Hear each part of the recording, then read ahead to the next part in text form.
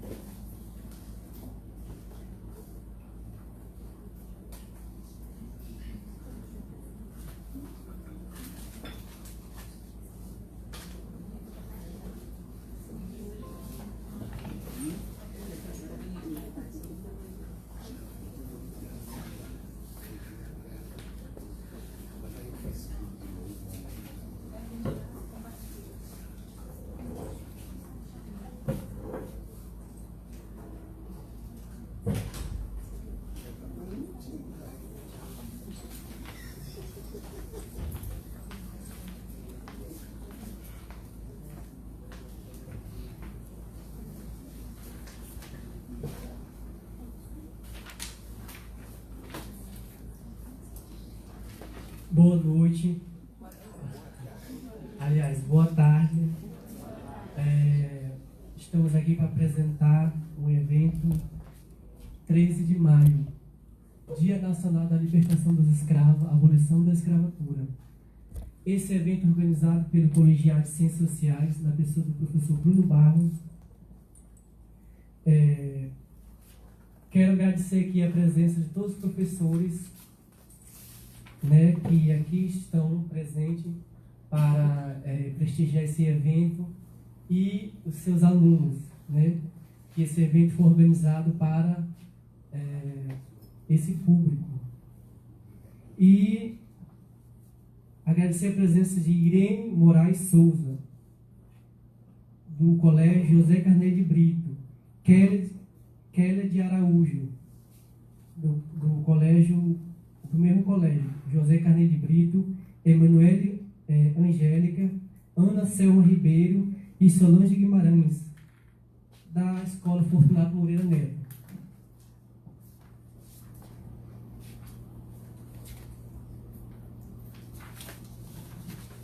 O professor organizador do evento,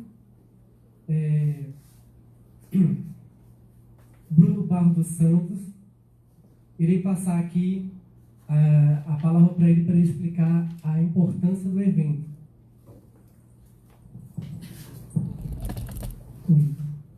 Pois é, professor Bruno Barros Santos, ele é especialista em África e africanidades pela Universidade Federal do Tocantins. O seu livro de estudo é Religiões, com o título de as religiões afro-brasileiras no ensino religioso.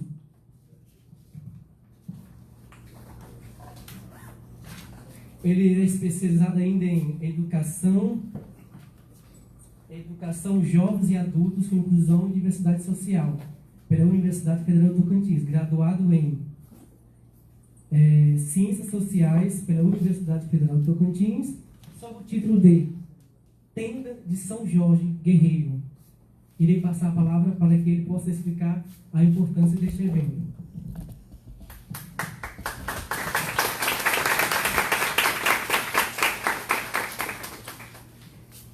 Bem, pessoal, boa tarde. É um prazer enorme estar com vocês aqui. Eu quero agradecer mais uma vez a presença das escolas, né, José Carneiro de Brito e a Escola Fortunato Moreira Neto, por estarem prestigiando um evento de tamanha importância como esse. Bem, primeiramente, esse evento ele foi realizado pela primeira vez lá em 2014, né? Eu estava ainda recém-graduado aqui do curso de Ciências Sociais. Eu resolvi dar uma palestra numa escola na minha cidade e conversei com os professores, né? Mandei um projeto e eles de início acharam muito, muito bom a iniciativa. Toda essa discussão que gira em torno da abolição do dia 13 de maio, né? Eu acho que ainda hoje existem muitas coisas que não foram ditas, né? Que o livro didático não aborda. É um espaço muito curto que existe na sala de aula para a gente abordar todos os pormenores dessa questão. Então, um espaço como esse, eu creio que é de grande importância para a gente alargar um pouco a concepção que a gente tem do que foi, né? Todo o caminhar até chegar a uma abolição. Se é que pode ser chamado de abolição, né, o que aconteceu lá em 1888. A gente vai ver aqui nas discussões, né, que existe toda uma concepção de historiadores, sociólogos, para explicar o que realmente aconteceu ali, não só baseado numa explicação reducionista, que diz que é a princesa Isabel que assinou uma lei áurea, né? E tá. Nesse ano, eu convidei as professoras Maria Leal Pinto, né, que trabalha com essa questão da religião afro-brasileira, com essa questão dos terreiros, né, da cultura de matriz africana, e também convidei a professora Sarisa, porque tanto Maria Leal Pinto como Sarisa Venâncio, elas trabalham, né, com o mesmo tema no Tocantins. Então, por que não chamá-las para esse evento, para somar cada vez mais, né, cada uma na sua abordagem, mas o mesmo tema. Também convidei a professora Miriam, mas ela não pôde estar presente. A professora Miriam também é outra professora que trabalha com o tema da cultura afro-brasileira, né, aqui no Tocantins. Então, hoje, nós vamos debater propriamente cultura afro-brasileira, religiosidade, né, de matriz africana, umbanda, fazendo um pouco a ponte, né, com a cultura negra, com os meandros que aconteceram depois da abolição, mostrando também um pouco de cultura brasileira, como que nós estamos assim estruturados, o que foi essa instituição, essa abolição, e tá. Cadastrei esse projeto no sistema da UFT, o chamado SIGPROJ, né, da PROEX, que é a Proreitoria de Extensão, para que todos vocês tenham o certificado quando saírem daqui, né, para comprovar, estive lá na UFT, né, até para depois, quando ingressarem, né, no curso de graduação, vocês já terem algumas horas. Tá? Só que eu cadastrei o projeto, primeiramente, como Dia Nacional do Combate ao Racismo, que é um título que foi uma luta, né, do movimento negro, mas eles não aceitaram. Não, essa data, Dia Nacional do Combate ao Racismo, não está legitimada a nível nacional. Tive que mudar. Coloquei libertação dos escravos. Então, beleza. Mas hoje a gente vai trabalhar com essa questão, né, mostrando o porquê disso, o porquê daquilo. Certo?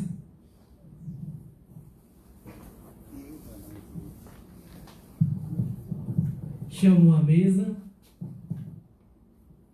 Maria Leal Pinto, mestra pelo Programa de Pós-Graduação de Estudo, Cultura e Território pela Universidade Federal do Tocantins, graduada em História pela Universidade Estadual de Goiás, a UERG,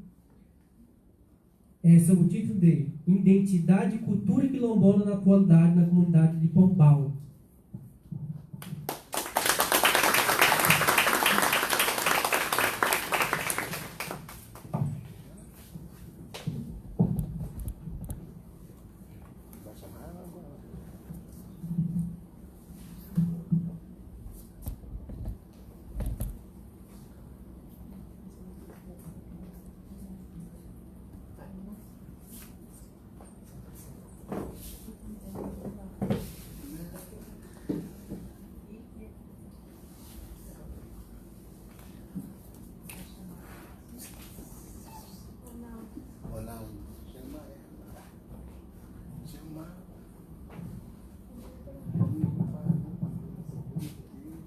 Chamo à mesa a professora, doutora em Antropologia Social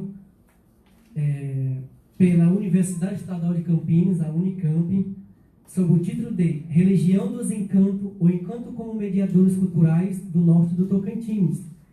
Mestre em Ciências Sociais pela Universidade Federal do Maranhão, a UFMA, sob o título de Tenda, Ubanda Santa Joana d'Arc, a Ubanda em Araguaína, e graduada em História pela Universidade de Goiás, a UFG, sob o título de Cultura, Negociação, Ressignificação e Prática em torno do umbigo dos recém-nascidos de Goiânia.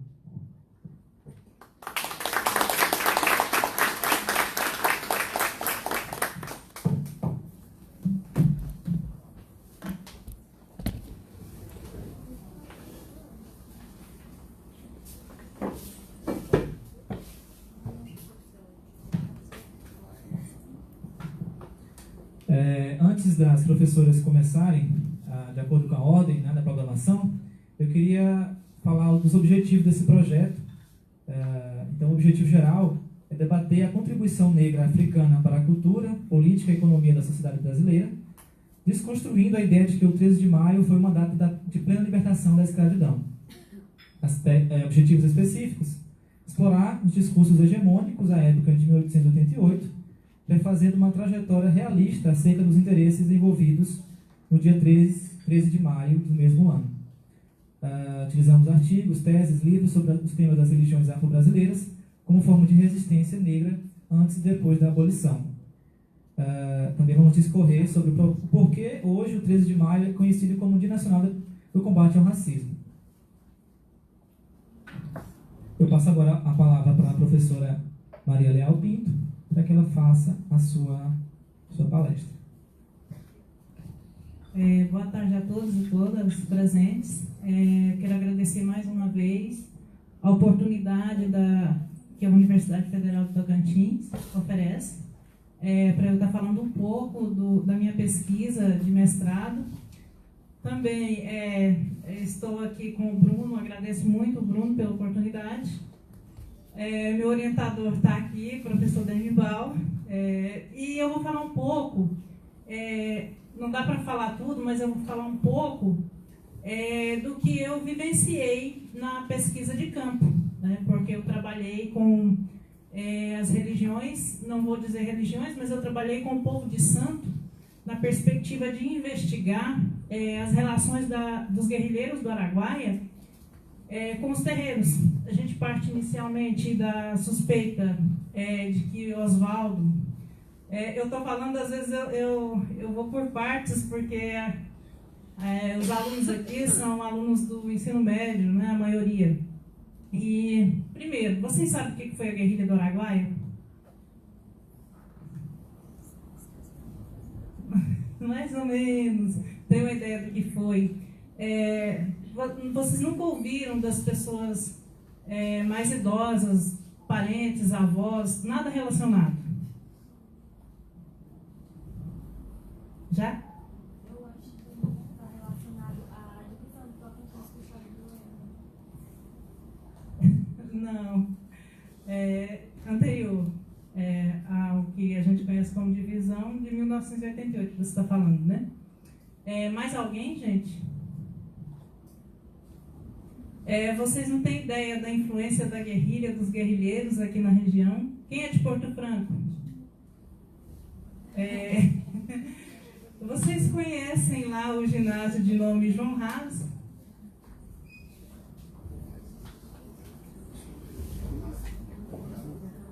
Doutor João Haas? Já ouviram falar?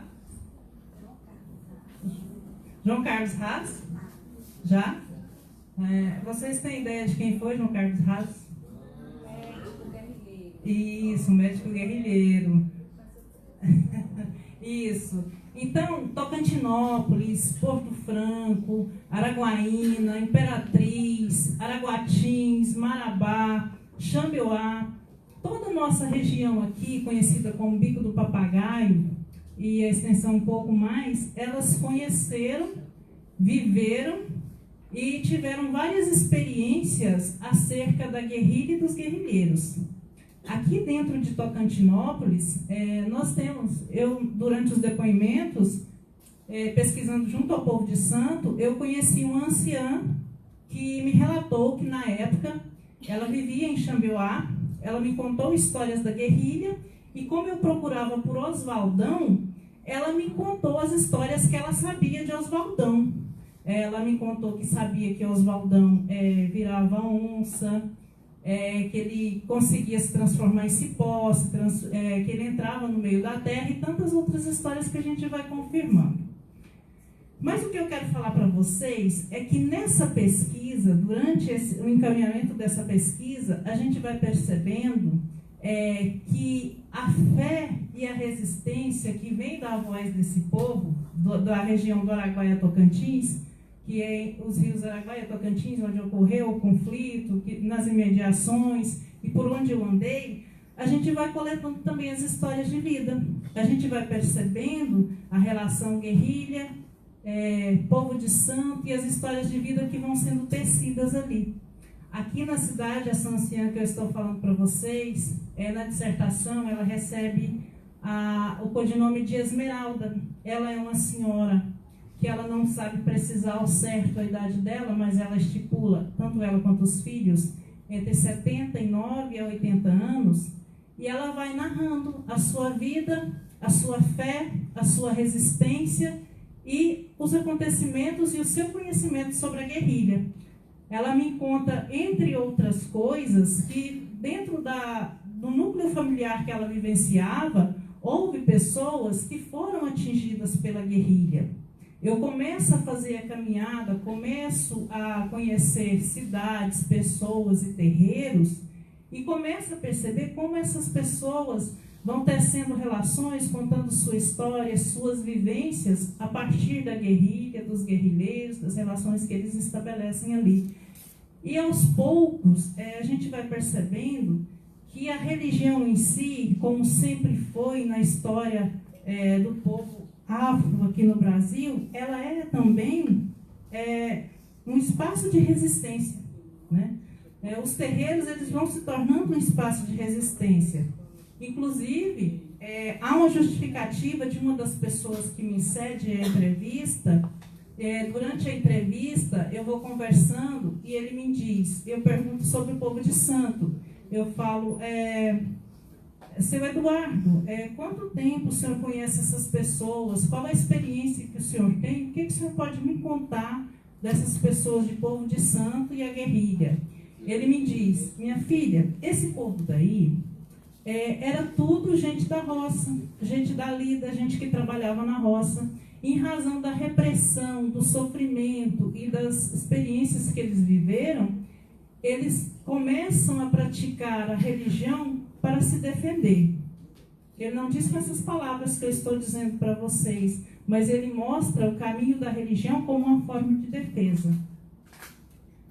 Andando um pouco mais, eu conheço pessoas que a faixa etária vai de 65 a 100 anos. Nem todas vão responder as minhas perguntas como eu esperava, como eu tinha a expectativa, mas ali, naquela conversa, naquele diálogo, vai surgindo as histórias de vida, a gente vai conhecendo as pessoas, como que elas entram ali na sua fé, como que elas desenvolvem a sua fé, quais as razões.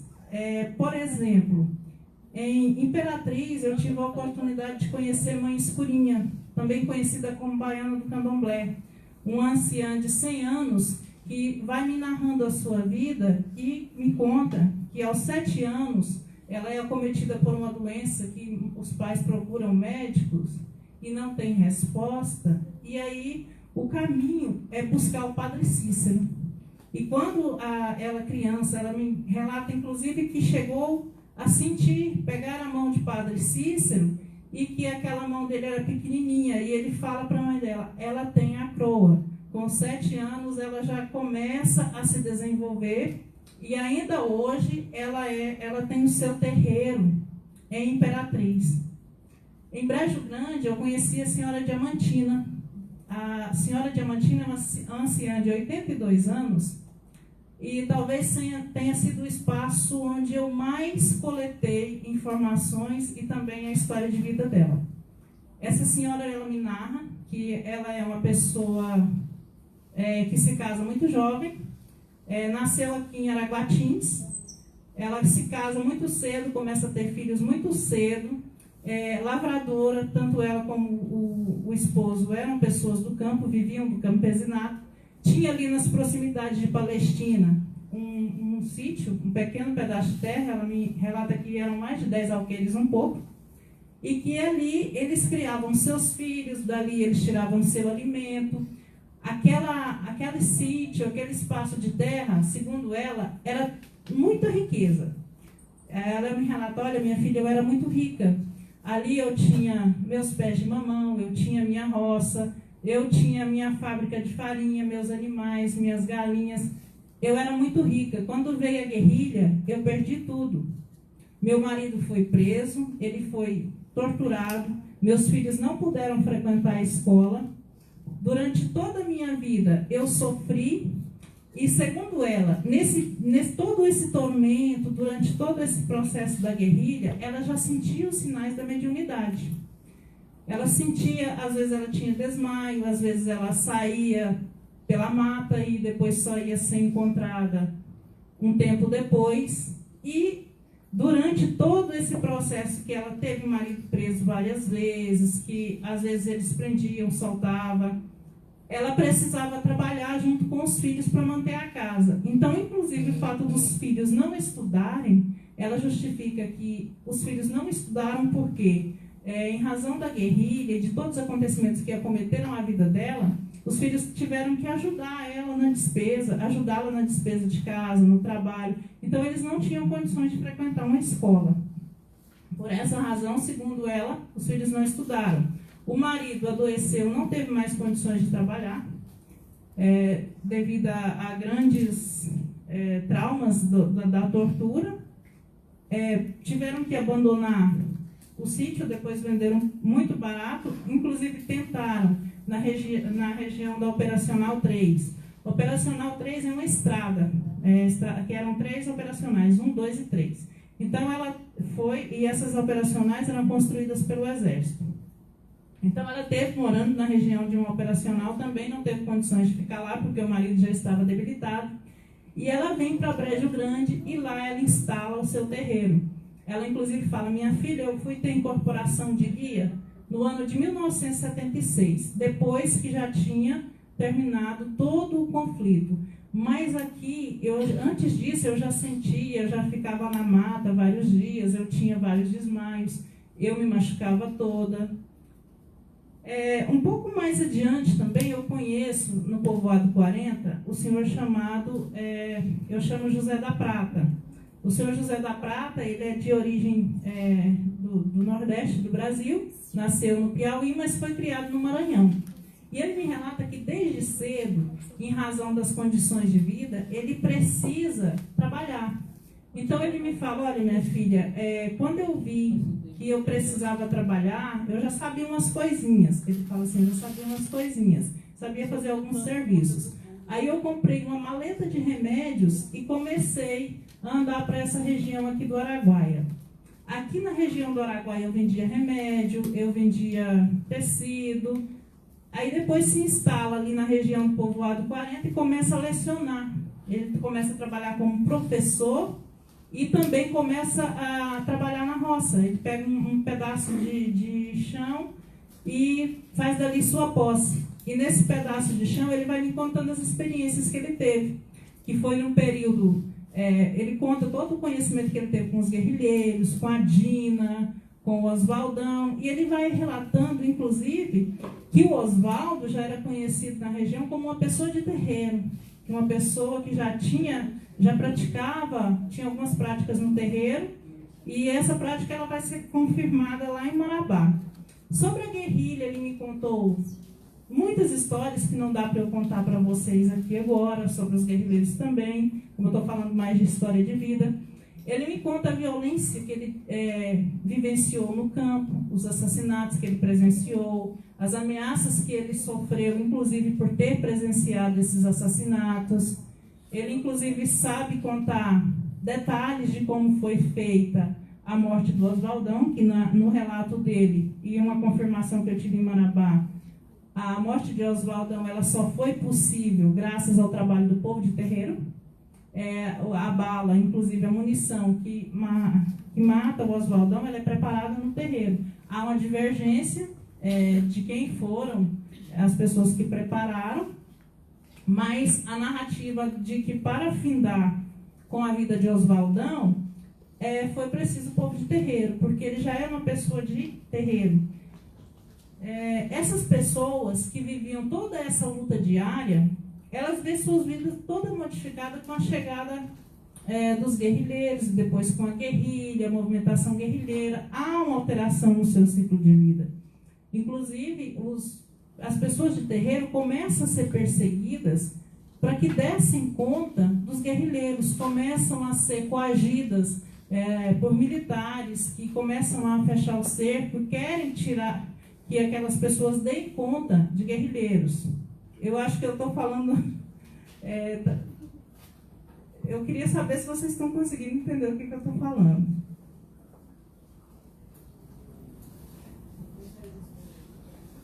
Depois vocês vão ter a oportunidade de perguntar, porque ninguém se manifestou. Então, essas pessoas, elas começam a ser coagidas. São narrados episódios de coação do exército em relação ao povo de Santo para que participassem da matança, da finalização da guerrilha. Quando eu chego a Marabá, eu conheço Dona Rubi. A Dona Rubi é uma senhora de 65 anos. Ela também é dessa região do Maranhão. Ela me conta que é de Barra do Corda. É também uma dirigente de terreiro que ela começa a sentir a sua força mediúnica aos 7 anos de idade. E aos 7 anos de idade ela já tem as suas primeiras visões, os seus primeiros sinais de mediunidade. Ela viaja com a família para a região aqui do Araguaia, também antes da guerrilha. Eles se instalam na região ali perto de Marabá, e numa posse de terras, a mãe dela começa a trabalhar com os irmãos e os pais, e por lá ficam. Na região que a Dona Rubi morava, é um espaço onde o exército ele instalou ali um posto, e a casa dela servia como uma espécie de uma base, onde os soldados dormiam, onde se alimentavam. E ela narra, inclusive, que ela criança, ela via os soldados dormiam já com as armas, do jeito que chegava da mata, eles já deitavam com as armas, levantavam. Ela ainda fala: minha filha, eu vi muitas cabeças, eu cheguei a ver muitas cabeças naquelas caminhonetes do exército. Ela conta histórias da Dina, do Oswaldo, ela confirma o trabalho de Oswaldo nos terreiros. Inclusive, também ela faz a narrativa acerca da morte de Oswaldo, explicando também que o exército precisou se amparar nas forças do terreiro para poder conseguir matar o Oswaldão. Sobre a vida da Dona Rubi, ela é bem sucinta, ela não conta, ela não faz tantas narrativas acerca da vida pessoal mesmo dela. Ela só conta que ela teve vários casamentos, que os maridos eles não entendiam a mediunidade dela, Então, logo se separava. Somente com o último é que ela conseguiu viver mais tempo. E depois que ele faleceu, ela não teve mais outro esposo. Já a dona Diamantina, cá de Brejo Grande, ela vive até os últimos dias de vida com o seu esposo. Ele faleceu, me parece que 82 anos, que ela conta, 82, 83. Ele faleceu em 2013. Mas, segundo ela, ele chegou todo esse tempo graças a ela ter conhecimento de ervas, de remédios caseiros, porque ele vivia constantemente doente depois das torturas que ele sofreu. Inclusive, ela vai me contando que, num dos episódios que ela vai visitar o marido, que quando ela chega na prisão, que ela se espanta de ver as paredes todas sujas de sangue. E aí ela vai passando no comércio com os meninos pequenos e um soldado diz para ela que o marido dela não vai sair mais daquele lugar vivo. Aí ela diz que com a fé que ela tinha nos santos, nos orixás e nos guias dela, que ele ia sair sim vivo. Tem uma passagem que ela narra que dentro da prisão, depois de uma sessão de espancamento, que ele caído sobre o chão e já sem forças, que vem 2 crianças que vêm visitá-lo. Que na versão dela, essas crianças vêm, conversa com ele e fala que vai tirar ele daquele sofrimento. Para ela é Cosme e Damião que visita o marido dela depois da sessão de tortura. São as histórias que a dona Diamantina conta. Ela conta também das muitas histórias que ela vai tecendo e contando ao longo das pesquisas. Ela conta dos encantados, que a professora vai falar depois sobre os encantados para vocês. Inclusive, um tio dela é encantado e ela conta que é aqui numa região do Tocantins, que o tio dela, criança, se encantou. O seu José da Prata também, dentre as muitas histórias que ele vai tecendo, contando a vida dele, da luta diária, da profissão docente, ele vai tecendo a história dos encantados também. Como eu estava procurando o Oswaldo Encantado, eu vou pegando essas histórias, vou analisando, e no final fica uma dúvida se Oswaldo está ou não encantado. A casa do povo de santo, os seus espaços sagrados são bem próximos. Todos que eu visitei, os terreiros são praticamente do lado ou no fundo do quintal. Quando a gente vai conversando sobre a história de vida, são pessoas de origem do campesinato, que começaram a trabalhar muito cedo na roça. São pessoas que, ao longo da sua história, vão percebendo a sua mediunidade, mas na narrativa da maioria, essa força e essa mediunidade, ela vai se manifestar mesmo durante e pouco tempo depois da guerrilha, né? Que ali naquele espaço, naquele tempo da guerrilha, eles sentem a força se manifesta, inclusive porque era um espaço, e é um espaço de diálogo entre as pessoas da região, um espaço de convivência social. E alguns desses terreiros existem até hoje. O da Dona Diamantina, fundado lá em 1976 em Brejo Grande, ele ainda está em pleno funcionamento. O do seu José da Prata, no povoado 40, ele não mais tem o terreiro que ele trabalhava, que é um pouco para frente da casa dele, mas depois que ele tem a posse definitiva das terras dele, ele faz um cômodo onde ele faz os trabalhos dele, mas o terreno antigo continua existindo. Já a Dona Diamantina, ela se estabelece em Marabá, mas depois da guerrilha. Na região onde ela vivia durante o período da guerrilha, ela já não tem mais contato, mas ela tem tanto o terreiro da cidade quanto tem o terreiro da mata, que ele deve ficar uns 15 quilômetros, eu acho, de Marabá. Para quem está vindo de Marabá para Araguatins, ele deve estar uns 15 quilômetros para cá. E é chamado Tenda Sete Orixás. O da cidade é Nossa Senhora de Aparecida, se eu não me engano. Sobre as festas do terreiro, gente, tem um calendário, né, para quem... agora eu vou perguntar de novo. Vocês já foram ao terreiro?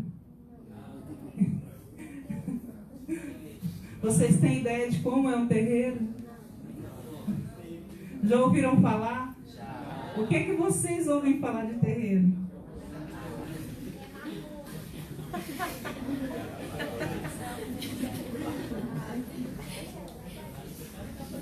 Mas vocês não têm nenhuma experiência, né? Não conhecem nenhum em Porto Franco, em Tocantinópolis. É? Em Porto Franco, vocês conhecem algum? Sim? Qual?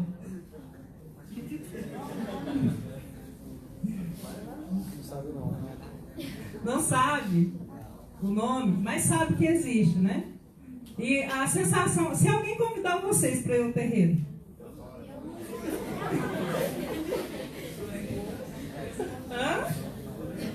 vocês vão, né? Como vocês imaginam que seja um terreiro?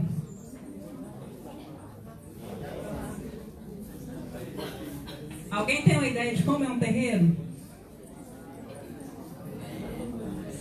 Não? Tá bom. Então, voltando aqui. Primeira imagem, por favor, depois do título aí.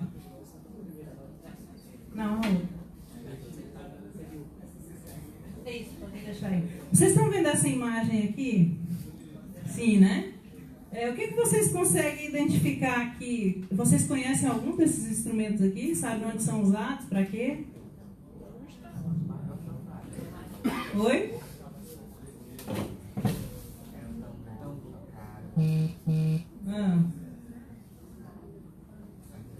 O tambor, a maraca, né? Isso. Pode falar chocalho também. E vários outros instrumentos musicais que tem aqui não estão representados, né? Essas imagens aqui eu peguei um pouco rápido, eu queria ter trazido mais coisas, mas também o tempo não permite. Essa imagem aqui, vocês têm ideia de onde é? Por que ela está aqui? Quem são essas pessoas? Oi? Fazendo cerimônia para Iemanjá, é o nome da... Isso! Festa de Iemanjá. Isso aqui foi na praia do Tucunaré, em Marabá. Todos os terreiros da região de Marabá, da região de Brejo Grande, aqui do Bico do Papagaio, Augustinópolis. Muitas pessoas foram, eu passei a noite lá, é realmente a festa de Iemanjá.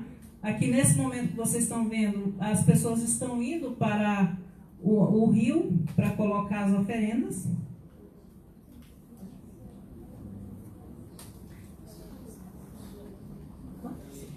Eu vou tentar finalizar aqui, que falta só 5 minutos. Bom, gente, aqui mais uma vez, essa aqui é a parte do terreiro de Brejo Grande, um dos espaços. Aqui estão os tambores. Esse tambor azul, que ele não saiu completo, ele é o primeiro tambor do terreiro. Esses outros aqui são os tambores manufaturados. Aqui a gente tem representações de orixás, de santos, nesse cantinho aqui. Não vai dar para mostrar tudo. Senão não dá tempo. Eu quero mostrar para vocês aqui bem rápido, porque meu tempo já está acabando. Essa aqui é a rota, um desenho que eu fiz manuscrito, a rota que eu fiz pesquisando, percorrendo os terreiros, começando por Araguaína, passando aí a busca por Xambioá, São Geraldo, Marabá, Palestina, Brejo Grande, São Domingos, Marabá, Augustinópolis, Tocantinópolis, Imperatriz, Davinópolis, Porto Franco.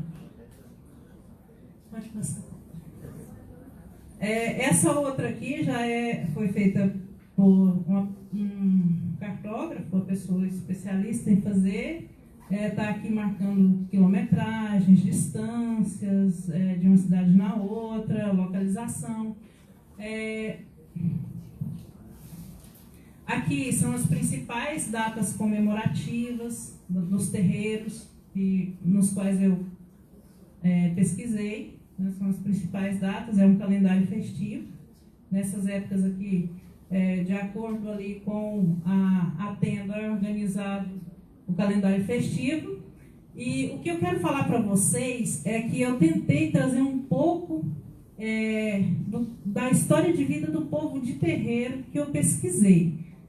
Ficou falho, inclusive, eu acho que é porque vocês ainda não estão, não conhecem um pouco desse universo, parece que até da guerrilha e do terreiro, mas com o tempo, quem se interessar pode estar buscando mais, conhecer um pouco mais. Como o meu tempo acho que já se esgotou, eu agradeço a presença de todos vocês. Obrigada.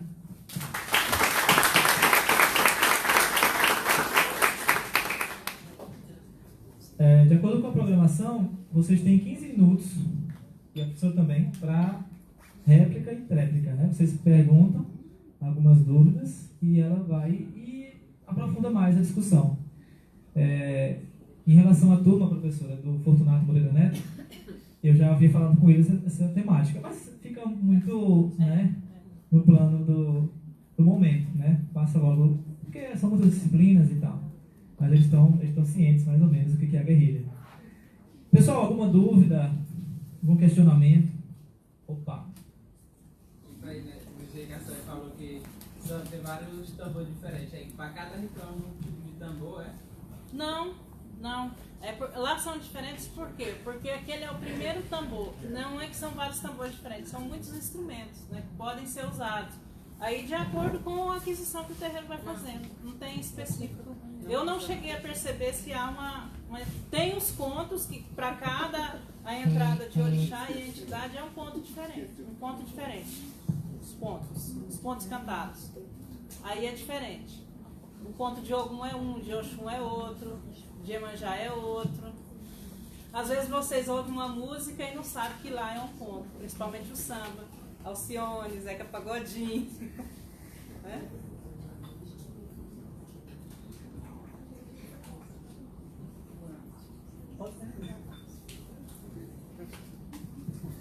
Você vai chegar lá e vai falar. Não vai precisar, ele vai falar. Eu quero saber qual que é a reação das pessoas quando a senhora chega a perguntar sobre a vida dela, sobre as pessoas que a senhora falou. Sobre a reação das pessoas. Porque se trata de um tema muito doloroso, o primeiro momento é difícil você ter um contato. Não é uma coisa fácil você chegar e falar o que você foi fazer e o que você foi perguntar. Com o tempo, com o conhecimento que você vai adquirindo, com a proximidade da relação, algumas se abrem mais, outras não. É o caso de Dona Rupi, que ela não gosta muito de se abrir. Algumas têm mais facilidade de falar do que as outras. Depende da situação que a pessoa vivenciou, o lugar que ele estava, como ele foi atingido pelo conflito. O medo ainda impera, e muito. Não é uma tarefa fácil, mas também não é tão difícil. Vai depender da habilidade e de como você vai chegar. Tem mais?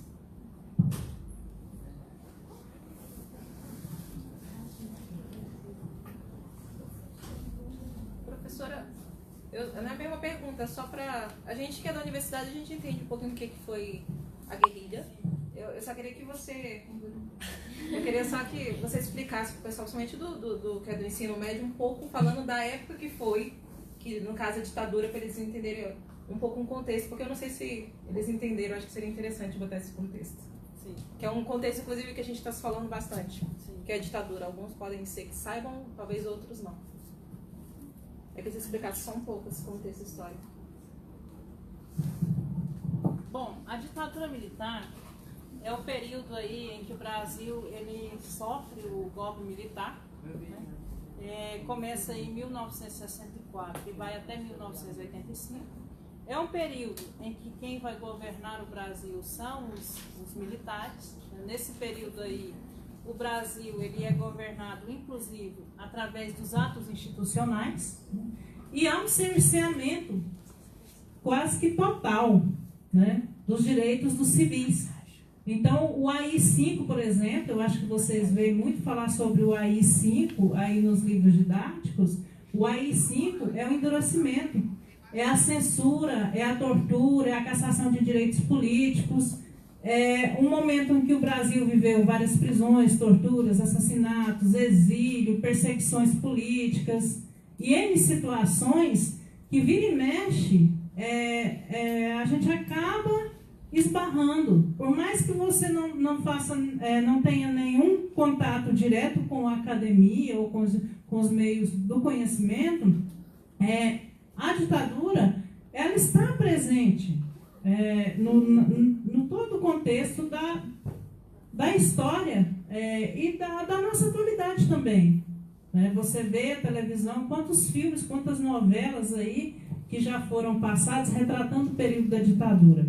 E a guerrilha do Araguaia, o que foi? Porque nesse momento aí da ditadura militar, os militares assumem, governam a maneira deles, com os atos institucionais e tudo mais, que a gente já conhece no livro didático, mas eles não governam sem a reação do povo e da oposição. Então, o que foi a guerrilha do Araguaia? A guerrilha do Araguaia foi organizada pelo PCdoB, Partido Comunista do Brasil, inclusive é o partido do governador do estado do Maranhão, do Flávio Dino, vocês que moram de lá e a gente também de cá sabe disso. E o PCdoB, ele recruta entre os seus partidários pessoas que fazem treinamento, inclusive fora do Brasil, porque na época a gente vivia o que a gente conhece como mundo bipolarizado, era a Guerra Fria, e esses elementos que faziam parte aí do PCdoB vão para fora, fazem treinamento nos países como China, Tchecoslováquia, Cuba, e vem para o Brasil e organiza a guerrilha. A guerrilha é um movimento armado para combater, com o objetivo de combater a ditadura militar.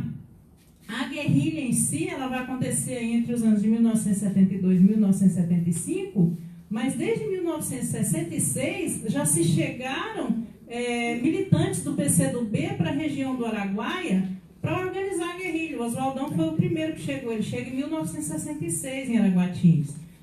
Essa rota aqui, Tocantinópolis, Porto Franco, Imperatriz, Araguaína, era a rota tanto de militares como também de militantes. Aqui, a Tocantinópolis tem ali a Escola Juliano Moretti, tem ali a Caixa Econômica. Quando a gente pergunta às pessoas mais que vivem há mais tempo na cidade, elas vão contar para a gente o seguinte: olha, aquele lugar ali era onde o Exército fazia o Hospital de Campana, é onde atendia as pessoas, vinha gente, andava 100 quilômetros aí, vinha às vezes montado a cavalo, em carroça para fazer tratamento aqui. Isso foi no período da guerrilha, que eles montaram esse acampamento. Então aqui também era a rota do Exército passada, das forças militares passarem com seus contingentes de soldados para ir lutar na guerrilha do Araguaia. A delegacia daqui tem registros, inclusive da fuga do Zezinho passando por aqui, o Zezinho do Araguaia, que ele levou algumas pessoas passando por aqui. O João Haas, muito perto, o Dr. João Haas, muito perto da nossa casa, né? Foi morto aqui no Araguaia. Então, a guerrilha é uma coisa muito, muito próxima da gente e que às vezes não é discutido, não é apresentado, por várias razões. Você pega um livro didático, por exemplo, eu tenho feito essa análise dos livros desde quando eu estou aqui, desde 2011. Às vezes, quando você encontra muito sobre a guerrilha do Araguaia no livro de história, 5 linhas. Você vê falar de todos os governos militares, nome, quando governou, o que fez, o período, mas você não vê no livro didático o nome de um guerrilheiro, você não vê uma foto, você não vê agora que está começando a surgir timidamente alguns nomes, algumas coisas no livro didático, mas vocês não veem. E é uma história aqui da região e fomos e somos atingidos até hoje. Não é discutido. Porto Franco tem a história do seu Epaminondas, né, que eu acho que vocês conhecem a história do seu Epaminondas, quem é de Porto Franco, que é aquele senhor que foi assassinado em Brasília durante a guerrilha, e que o neto dele consegue provar, descobrir onde ele está sepultado e traz o corpo e sepulta em Porto Franco. Eu não sei se eu atendi. Obrigada. Mais alguém, pessoal? Fiquem.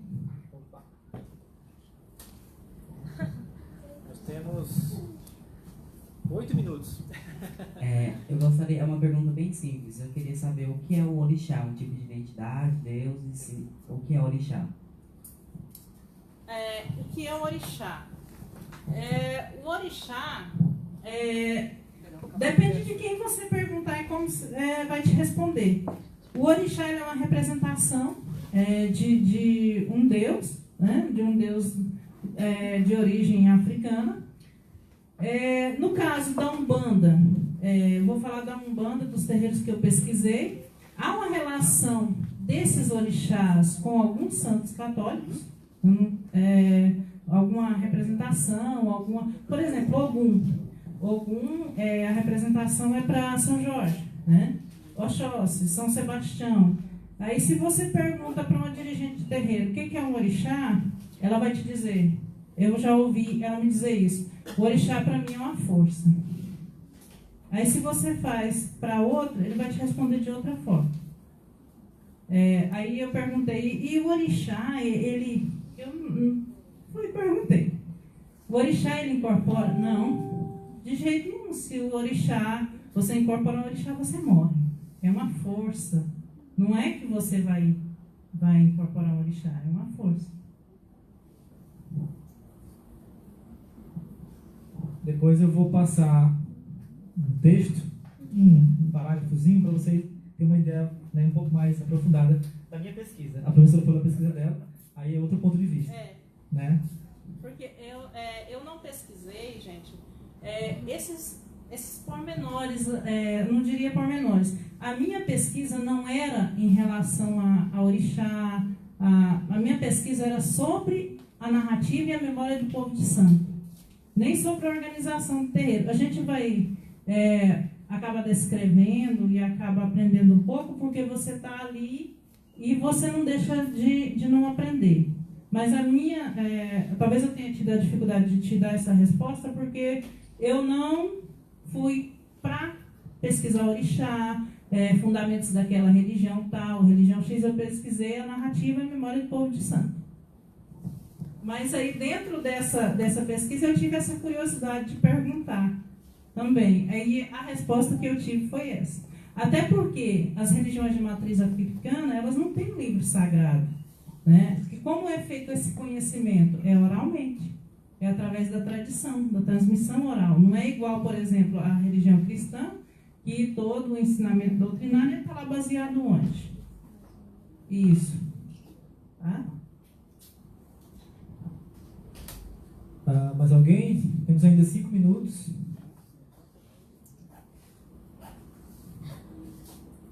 Esse é o momento para vocês tirarem as dúvidas, para depois não ficar reproduzindo, né? Aqueles mesmos erros. Certo? Tá.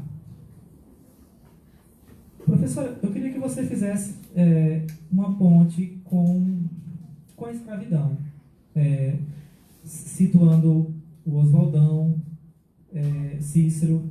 Como que você entende esse encantamento desse pessoal?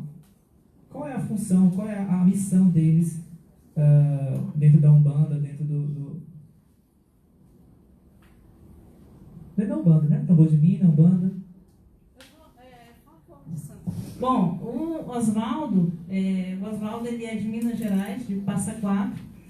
O que se sabe da história dele é que é de família negra, né? Então, ele chega no Araguaia, como eu disse para vocês, em 1966, e aí ele já começa a ter suas relações com as pessoas da região.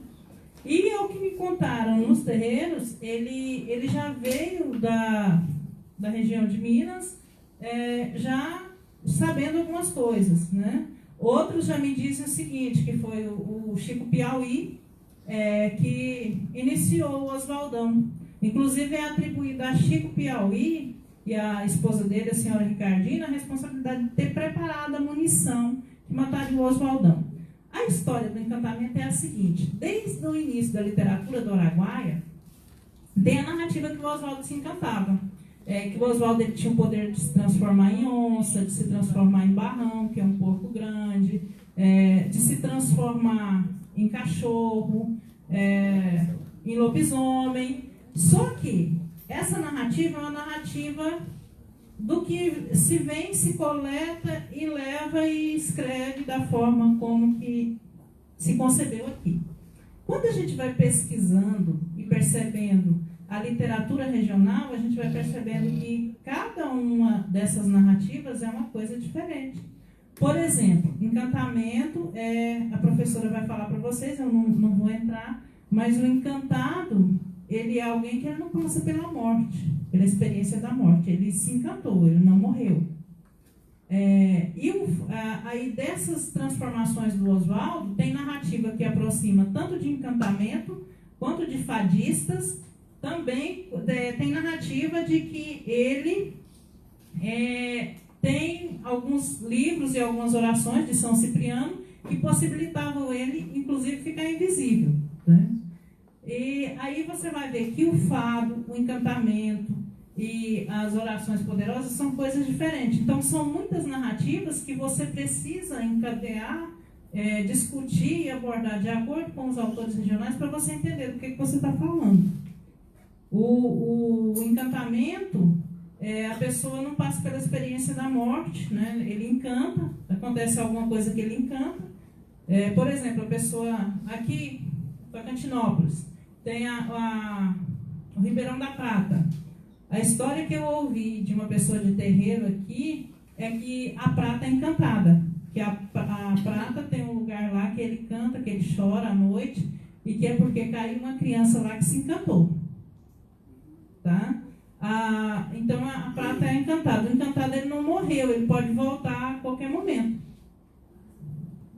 Uma hora ele vai voltar para morrer. E esses encantados, geralmente, eles vêm acompanhados de alguns tesouros nas narrativas que eu consegui coletar daqui da região. O fadista é o seguinte: o fadista pode ser um trato, pode ser um trato com o demônio, que eles falam, um castigo, alguma sina, a Matinta Pereira, o lobisomem, são fados. Então é aquela pessoa que ela transforma, tem um período da transformação, ela transforma em algo, mas ao mesmo tempo ela retorna ao corpo.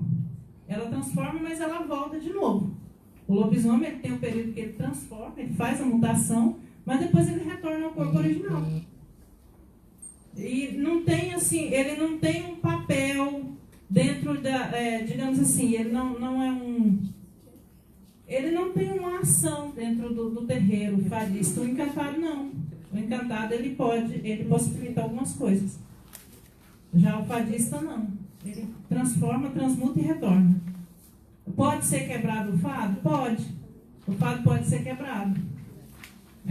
Tem várias possibilidades de quebrar o fado. O encantamento também pode. A professora depois vai contar para vocês.